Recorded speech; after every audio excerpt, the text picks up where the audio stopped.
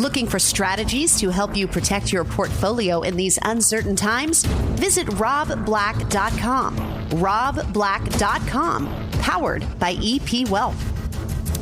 In recent days, the stock market sold off. Oil prices spiked. Bond yields rose. Almost everything fell. It was pretty dramatic on Monday and Tuesday following a weekend of the United States and Israel military campaign in Iran. You are the retail investor. You're trying to figure things out. I used a little bit of market wisdom from being in the markets for 30 years, having seen how the markets responded to past geopolitical risks, to higher oil, to Gulf wars, to supply shutdowns based on COVID. I was pretty confident that capitalism is going to beat this one too.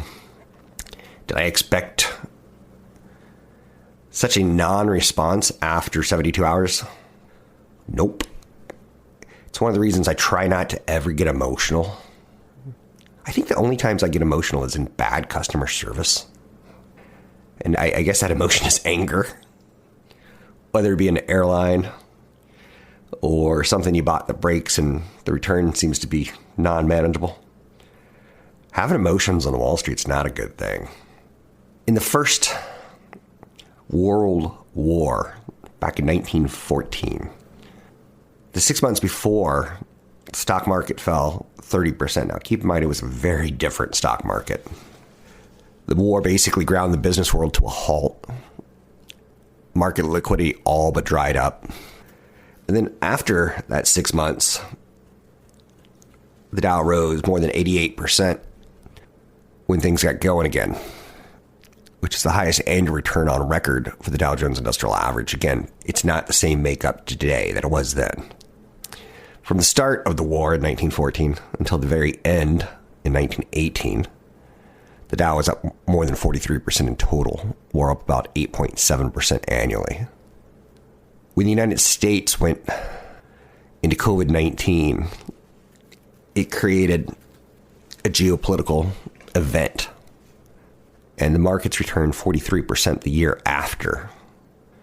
The Brexit vote, it seemed rushed, it seemed panicked, it seemed like a bad idea. It seemed like England didn't want it, pulling out of the European Union, and then the stock market went up 19.7%. So we've seen this before, and I think it's important to take some history, some perspective, to drive a little bit of comfort, if you will. That being said, you should never have too much risk. And when I say risk, there's different types of risk. I think the S&P 500's got a concentrated stock risk, where the top 7 companies make up a large portion of the total returns, good or bad, on the S&P 500. I like that in the last 6 months, the market's broadened out with mid-cap and small caps doing very well.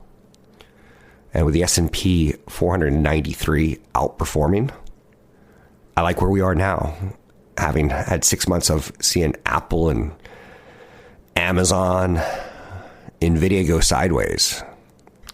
I guess you could say even Tesla's in the news today for a potential upgrade that could drive the S&P 500 higher. Today, the S&P 500 is trading up 0.8%, up 53, sitting at 68.72. Looking at an all-time high, could happen within 3 or 4 trading days. Maybe won't happen, but it could. The Dow Jones Industrial Average is up 0.2%, up 325, sitting at 48,826. The Nasdaq's up 1.3%, up 301 points. Russell 2000's up 1 percentage point. So after a couple rough days, it'll be safe to look at your 401k statement again. More on that later. Bitcoin's up 7% today, up $4,700 to 73,066.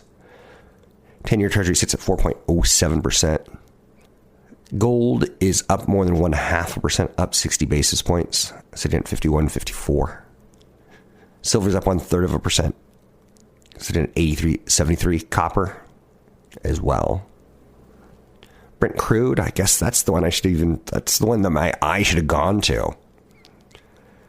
And it didn't. It's telling you how nonchalant people are taking missiles being thrown at each other, assuming that said missiles are going to do some damage, but nothing catastrophic.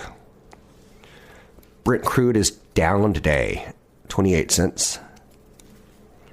It's at $81.12 a barrel. Still considerably higher than it was 10 days ago. Oil is steady in today after Trump offered protection through the Strait of Hormuz. Apple unveiled a MacBook Neo in a long-awaited low-cost bid to compete with Chromebooks. It's a better low-price computer than the Chromebook with fewer stripped-down features. It's interesting because it's not typically the Apple way. Rising energy prices from the Iran war could help Russia pay for fighting in the Ukraine. We're still talking about that. That's not lost on me. Coming up, I've got Patrick O'Hare later in the show talking stock markets. And I asked him at one point in time, am I being too nonchalant? Because I got interviewed for television yesterday and got interviewed by an award-winning journalist. And it never is lost on me how people who interview me for TV expect me to be all gloom and doom when the market's gloom and doom. And I'm just not. Let's take a look at some of the stories of the day. Let's start with top economist Mark Gazandy. He's the head chief economist at Moody's. He believes the labor market is approaching a situation that will lead to job losses stemming from AI. In a post on X this week, Gazandy said that he was big takeaway from Block. That's the company that Jack Dorsey runs. It's a fintech giant, axing 40% of its workforce last week. Sent the company's shares up 20%. And Zandy has the same conclusion that I do. More companies are going to do this. We've just seen a company be rewarded for either bad behavior or smart behavior. I don't know how we're going to look at that. Many people believe that Block hired too many people during COVID, and this was just a right-sizing moment, that you can blame AI and not be the bad guy.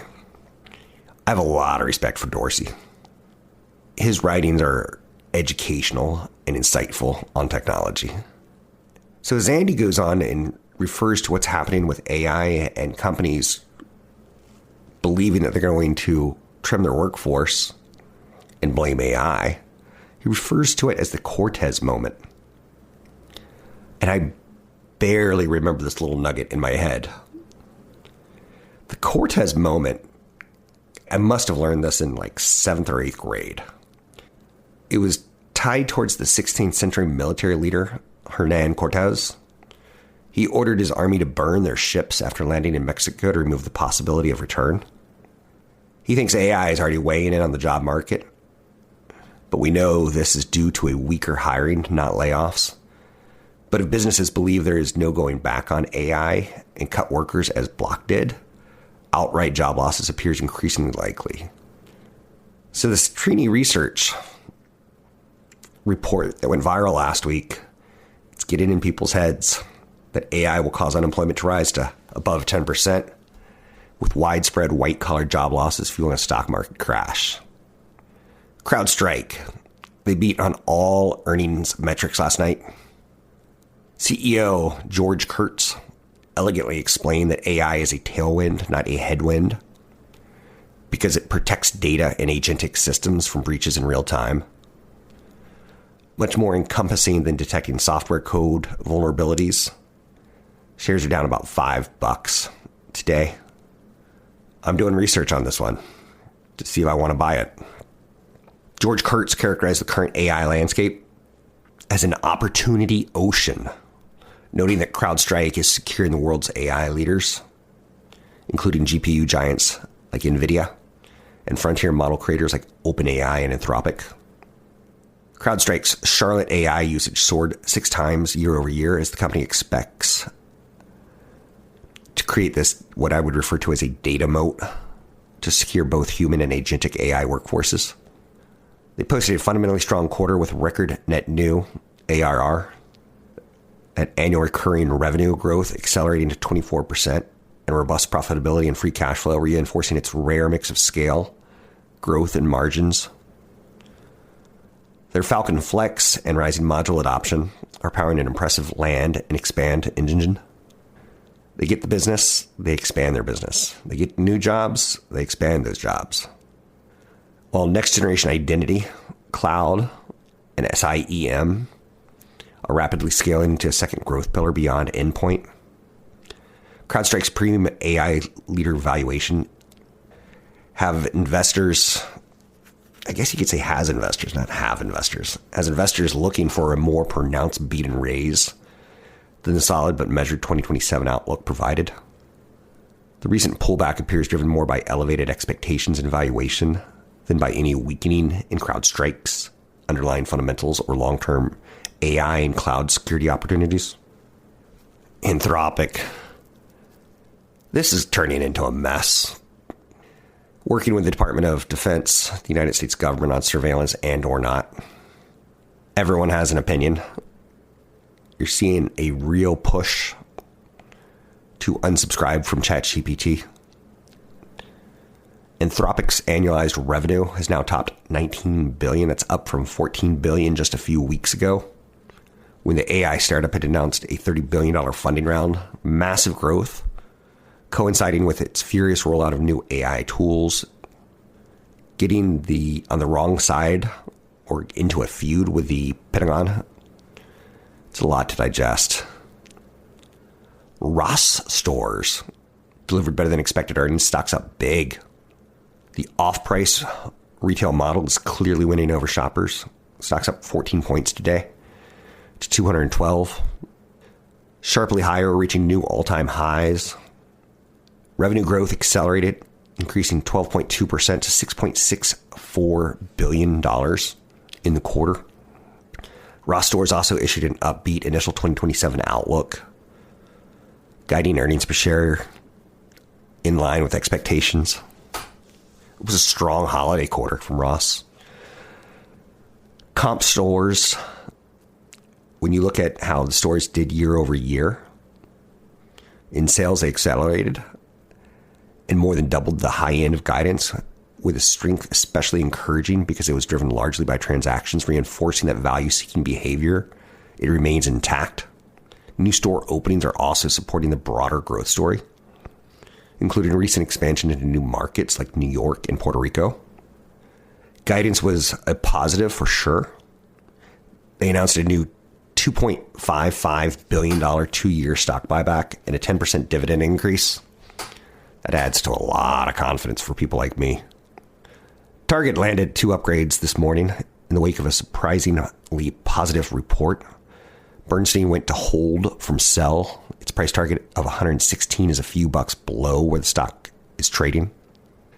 Telsey Advisory Group upgraded Target to outperform from market perform, raised their target to 145 from 110. The analyst at Telsey Advisory Group, Joe Feldman, said, quote, "We are upgrading our rating on Target shares to outperform to reflect our confidence in the company's strategy to drive growth by recapturing its merchandising magic, enhancing the customer experience, and leveraging technology and AI across operations." Target continues to boost their loyalty. Target Circle members shop 3 times more than non-members at Target Circle members. That's impressive. So the Target Circle members shop 3 times more than non-members, and Target Circle 360 members shop 7 times more than non-members. A lot of loyalty clubs. I have a Target Red card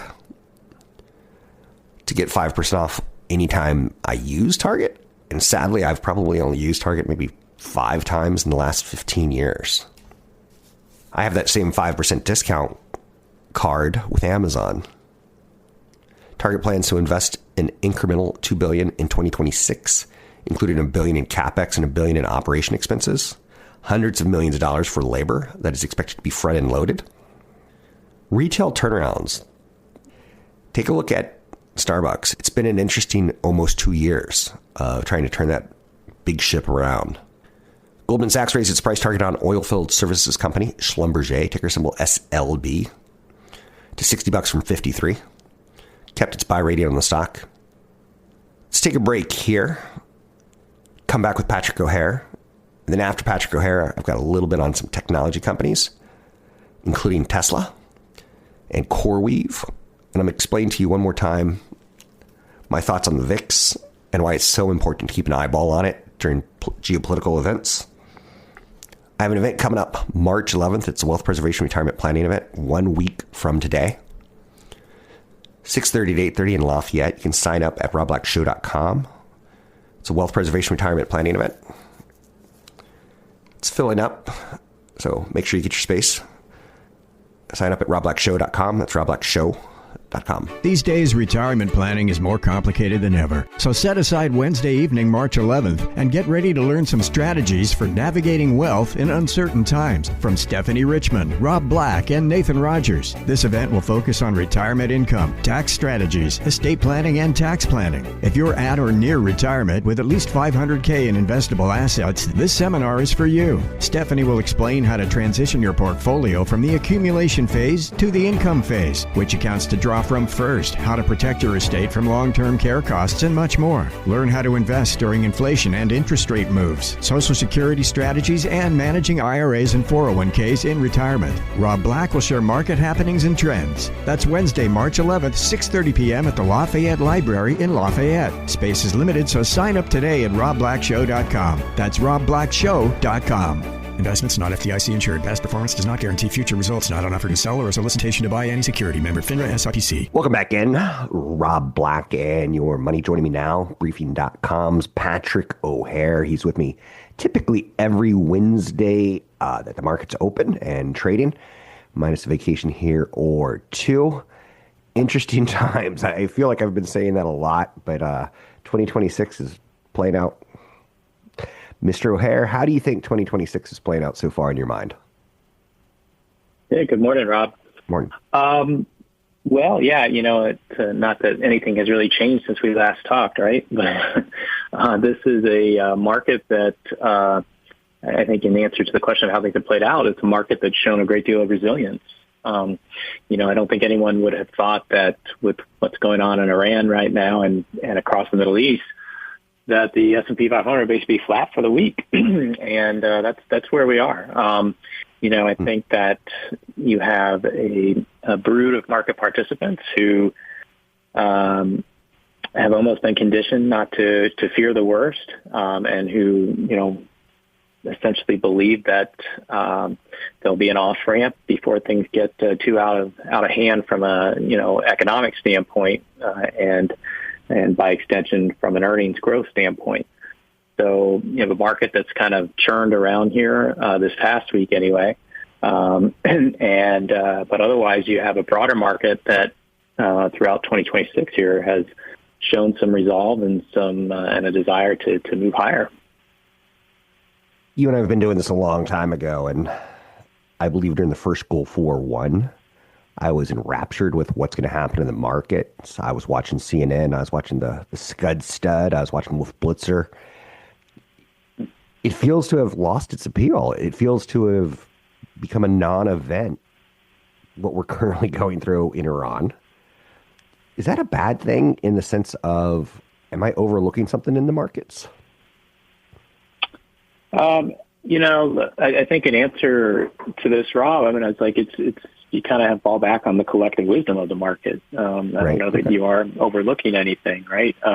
There's plenty of participants who are even more closely, just from a geographic standpoint, more closely aligned to what's going on there. But, you don't have a market, excuse me, here in the United States anyway, that's, living in fear of what's going on there. And I think that as long as the campaign remains largely an air campaign and there aren't soldiers on the ground there, it's willing to kind of accept that, we have the superior upper hand in that regard and is expecting there to be, a positive outcome from all of this. guarantee, but I'm just saying that that's kind of how the market is behaving here. While it does keep an close eye, obviously, on what's going on with oil prices, but even there, oil prices haven't really spiked in a way that you might think when you're hearing Iran say that they're going to fire on any vessel going through the Strait of Hormuz. But that was countered by President Trump's proclamation yesterday that the U.S. Finance Development Corp can provide insurance for those who would like it, and that the U.S. Navy could escort any tanker through there if necessary. And so that kind of helped calm things down here. But really, I think when it comes to the Middle East, it all always seems to harken back to the price of oil and how any skirmish there is going to potentially disrupt supplies and lead to those higher energy costs. And while we've seen the uptick in energy prices, I think the market is still of the belief that it's not an alarming rise here that can do lasting damage.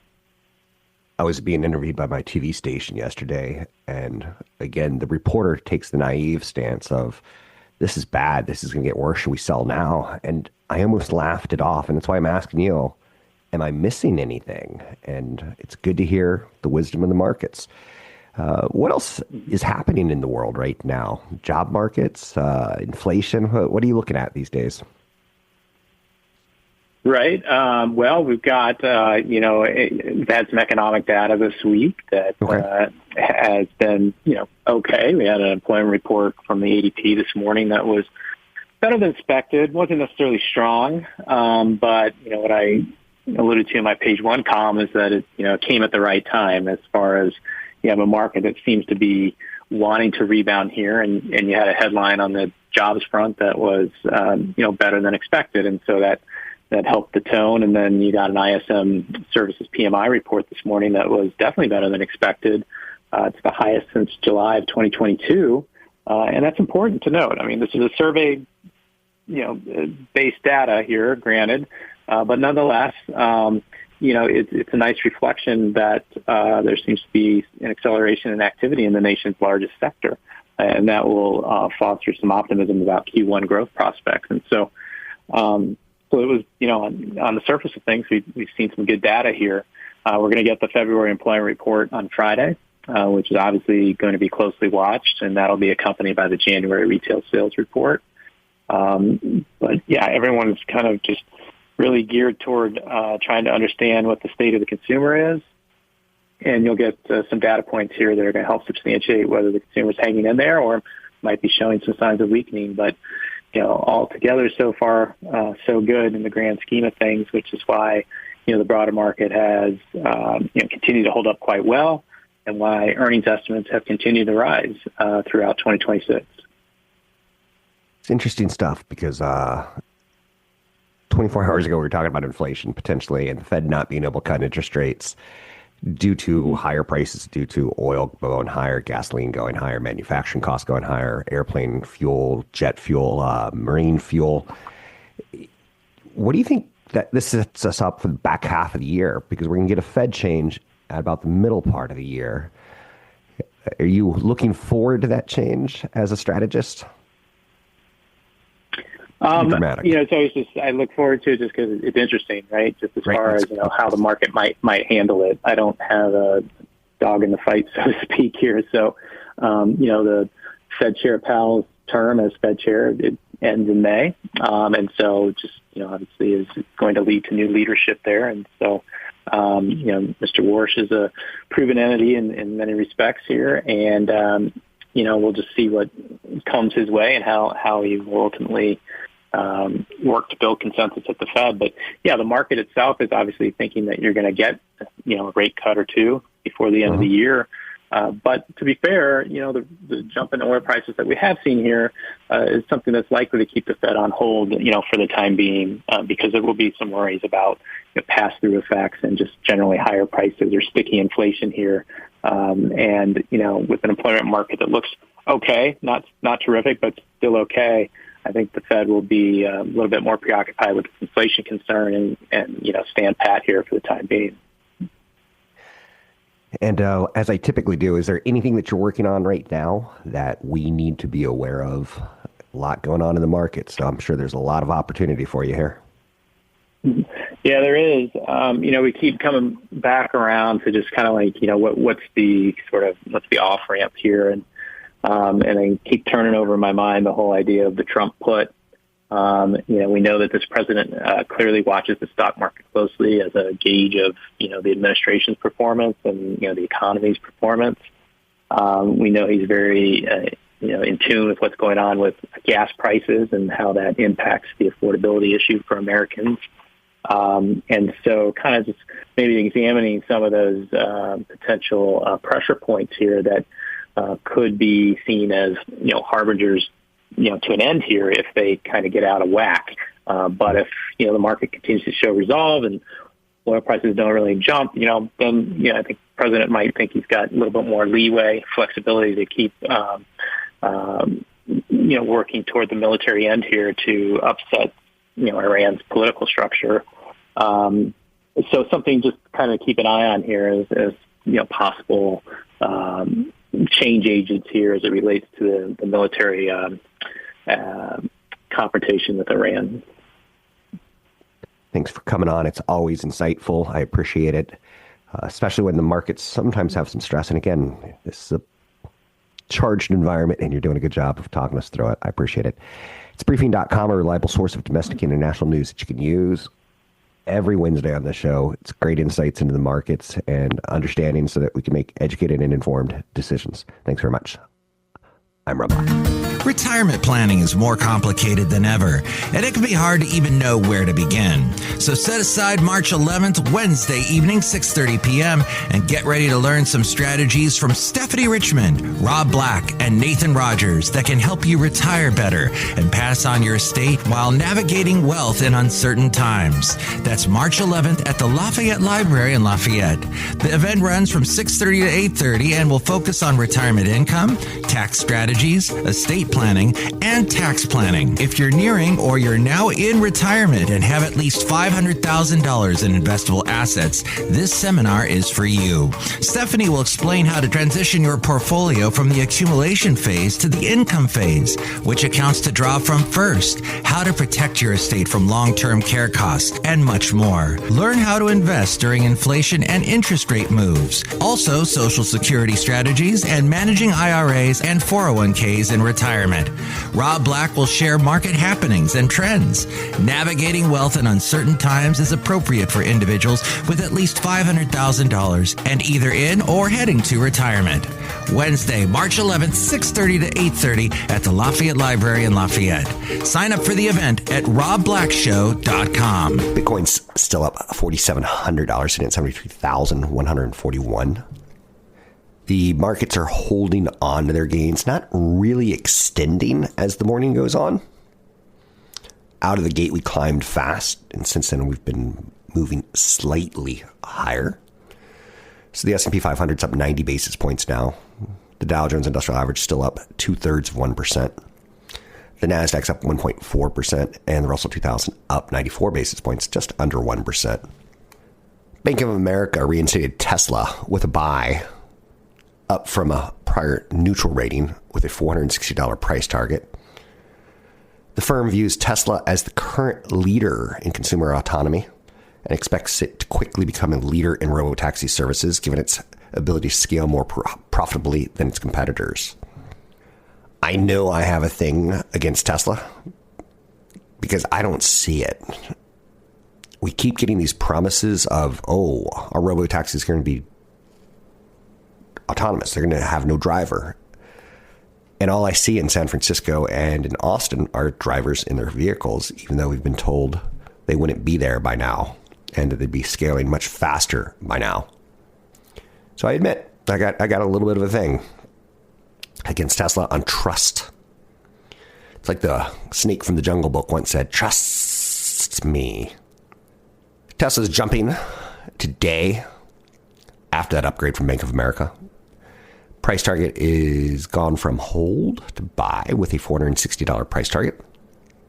Bank of America says robo-taxi could amount to $844 billion in equity value and more than half of Tesla's valuation. Currently, Tesla's robo-taxi service operates in 2 markets with heavy human oversight. Interesting note on another autonomous vehicle, Waymos. They reportedly continue to pass stopped school buses after an earlier recall over the same issue. I don't know if you've ever done this, but back when I was learning how to drive or getting used to driving, so let's say I was 17, around there, I passed a school bus and its stop sign was blinking. And that school bus driver yelled at me so crazy that it was a good lesson. Sometimes being screamed at is a good lesson. It sticks. The National Transportation Safety Board reported yesterday that it's looking into 2 recent instances of a driverless Waymo vehicles passing stopped school buses. The incidents occurred after the Alphabet subsidiary filed a voluntary recall in December for a similar behavior.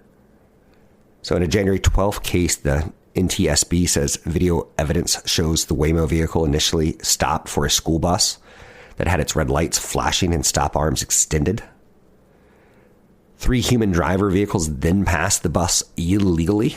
While stopped, the Waymo vehicle contacted a remote assistance agent located in Michigan, asking whether the bus had active signals. After the agent responded no, the vehicle resumed travel and passed the bus while its stop arms were still extended. No one was hurt. It's a more interesting story when you add in that the Tesla actually called for help and asked, this is what I'm seeing, can I pass it? It's pretty clever insight into how that works. CoreWeave popped higher today after announcing that it has entered a multi-year strategic partnership with Perplexity, which is an AI search browser. It's pretty cool if you haven't used it. Google's already starting to take some of those features that Perplexity innovated and essentially copying them, integrating them into the Chrome browser. So for CoreWeave, business investment and CapEx budget for the full year were much higher than anticipated. The intense funding demands associated with aggressive expansions of capacity have sparked a renewed focus on credit risk in AI upstarts, as well as other emergent technologies. I did notice that I was reading some political research that's tied towards the stock market that keyed in on the idea that Trump's going to have to watch AI data centers closely during the election season as a Republican issue. I wasn't really thinking on those lines, if that makes sense. Speaking of not really thinking on those lines, the United States and Iran have the World Cup coming up. It's 99 days, I believe, until the FIFA World Cup set to begin in North America. There's an intensifying war in the Middle East. It's raised further questions around what is already a controversial tournament. Sports are always supposed to be a secondary concern to people losing their lives. President Donald Trump was recently asked his thoughts on Iran participating in the tournament. His answer was very Trump. Quote, "I really don't care. I think Iran is a very badly defeated country. They're running on fumes." Given the rate and pace that things are unfolding in the Middle East, it's a little early to predict how the Iranian soccer team will be affected by the conflict. The killing of Iran's supreme leader, Ayatollah Ali Khamenei, has created a power vacuum in the regime, sparking a complex process of finding a successor. I have a brother-in-law who's a big soccer fan, and I reached out to him on text the other day. I said, "What do you think? We're about 100 days away from World Cup. You excited?" And he is, and I'm not. Although, if Iran does play, which I'm assuming they will, they're part of a new 48-team tournament. The group that they're lumped in with is New Zealand, Egypt, and Belgium. It's a huge World Cup with 48 teams this year across 3 continents. Not 3 continents, 3 countries. Canada. Well, I guess we can call Canada a continent.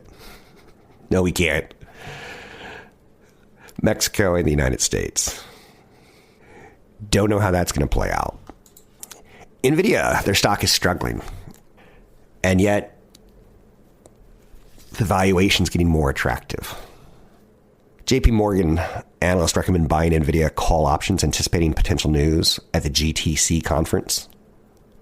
Let's talk about it.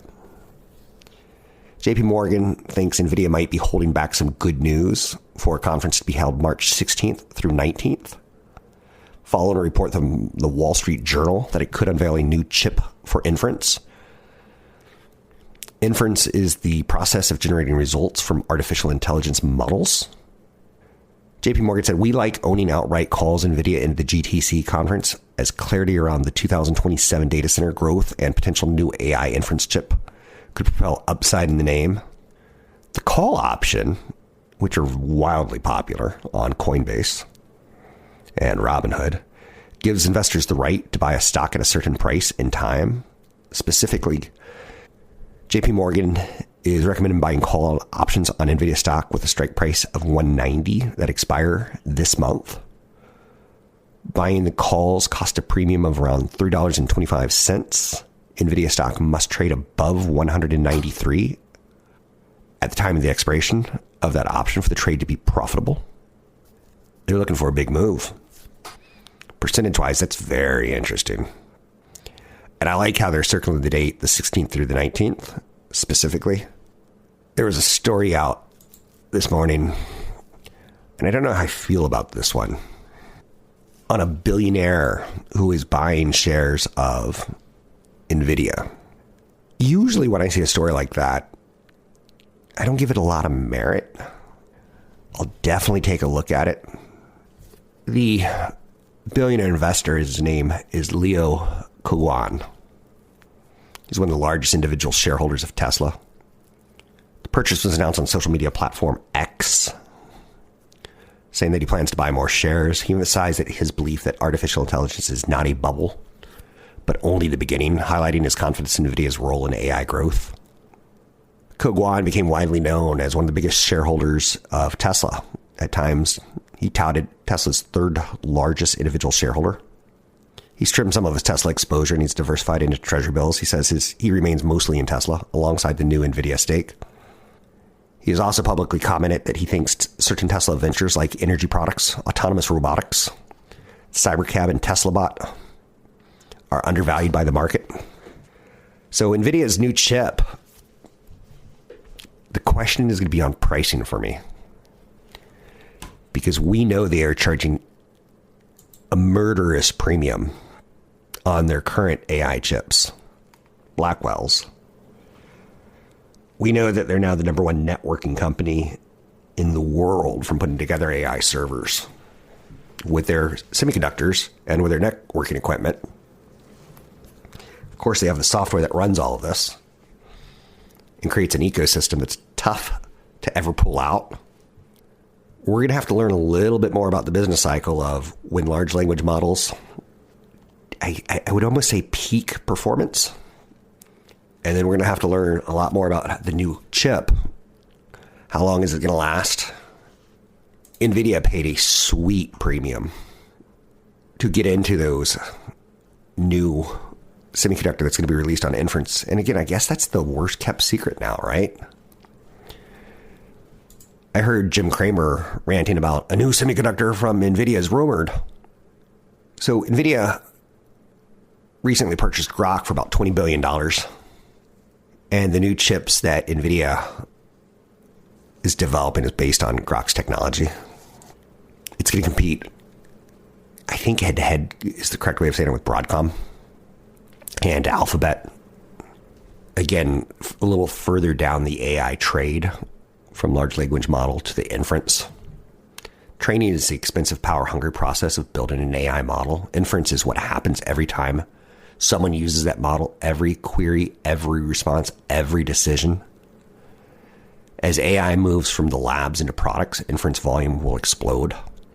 Companies like Broadcom have argued that NVIDIA's GPUs aren't specialized enough for inference and will soon prove to be too expensive. So right there, we're getting the clue that the pricing is going to be lower. Grok's architecture is not built for training models, but rather for inferencing. It gives NVIDIA a potential strategic masterstroke. because it would allow the company to bypass markets like high bandwidth memory that have severe shortages. If NVIDIA releases a new inference system based on Grok's technology, it could allow the company to further surpass Wall Street targets in the upcoming years. I want to take a quick look at NVIDIA's price target right now. I just pulled up a chart. It's trading at 182, almost 183. Since essentially August of last year, it's traded sideways, getting above $200, all the way up to 204, 206 back in November. It's showing a lot of support right around 180 and 170. So two areas that you would want to make sure it doesn't crack below. As new highs beget new buyers, new lows create more sellers. Kind of crack the foundation, if you will. NVIDIA's got a teeny tiny 4-cent dividend. So it yields 0.02%. They have said they're going to start including stock compensation into their earnings releases, which I think is really nice of them. Gives you a better chance of understanding what you're buying into. It's got a forward PE of 24 times the S&P 500. 24 times. It's got a forward PE of 24. I see some numbers as low as 22 times, which is lower than the S&P 500. I'm not saying it's an up and down screaming buy. I think it's a trade. Average analyst price target is around $273. That implies a 50 to 55% upside from current levels. The highest on the street is $400. The lowest is $205. Wedbush, who I would say is typically a little bit overly optimistic, sees it as a 300. UBS is 245. CLSA 300. Most analysts say the AI and data center dominance, rapid earning upgrades, market position competitive moat, valuation metrics still support growth. The variables that you watch out for are increased competition from AMD, application-specific integrated circuits, ASICs, and TPU alternatives. They seem to be addressing that with the Grok acquisition. One last thing that I want to talk about before I start getting ready for the afternoon show is volatility. When there's a geopolitical event, start looking up VIX. Put it on your ticker symbol. Watch after a subdued day in the market, where in Monday and Tuesday this week we opened lower, and it felt like, oh boy. You see the Dow Jones Industrial Average down 1,000 points. That's a big number for people. I can tell you because the television station calls me. And the moment they call me is I wire more money from my cash account to my brokerage account, because that's my sign, but your sign could be the VIX. It's in the middle of its largest 4-day pickup. But things are already starting to calm down. It's got a reading of 20 right now. And if you take a look at it in the last month, it was as low as 17. And then over the weekend, it started to spike, boom, to 23.7. Now it's back down to 20.8. If you take a look at a 1 year on it, it typically is right around 13 to 15. So we've got a little bit of elevated. Last April, during the tariff tantrum, spiked all the way to 55. That's when the markets were crashing. Best buying opportunity in the last year. So as you saw it spike this week, it really never got to that 30 level, 30 to 40, where that's pretty high on the fear index. If it had, it would have been a dang, man, this is a moment to trade. When there's global sell-offs across bonds and stocks, take a look at the VIX. The number that I think most people start to say, I'm going to nibble on stocks, is right when the markets are down and the VIX is up on to about the 28 level. DataTrek research co-founder Nicholas Colas uses the VIX playbook to search for opportunistic entry points during market sell-offs. His work shows that the CBOE volatility index has averaged a daily close of about 19.4 since 1990.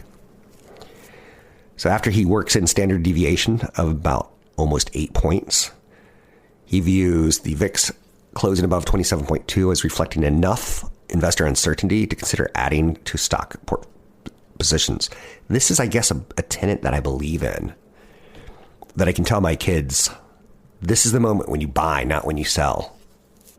The VIX nearing that level this week didn't get there. Not as high as 28, as high as 24.5. Any positive news on the energy front kicks off a short covering rally. And today we have that positive news on the energy front with oil prices going lower. So to be clear, this is not an all clear sign at this point in time, but I do find it very interesting. I have an event coming up at the Lafayette Library in Lafayette, March 11th, 1 week from today, 6:30 to 8:30. It's a wealth preservation retirement planning event. We're talking about how to navigate the markets in uncertain times. It's a free in-person event, trying to better understand the markets today and financial planning in retirement. We'll go over some of the products that financial planners use that you probably don't have access to as a retail investor. Nathan Rogers and Stephanie Richman and myself will be hosting the event. The session will help you cut through the noise, how to stay the course when you feel uncertain, try to create a wealth strategy that connects your taxes and investing in retirement and long-term goals, ultimately bringing structure and organization to financial planning across investments, retirement, and tax considerations. You can sign up for the event. I'll be there probably around 5, even though it starts at 6:30, and I'll stay as long as people have questions. It's a 2-hour presentation with a break in the middle where there's going to be financial planners, so you can bring your portfolio, you can bring questions. You can talk about what your brother's doing, see if that is copacetic with what you should be doing.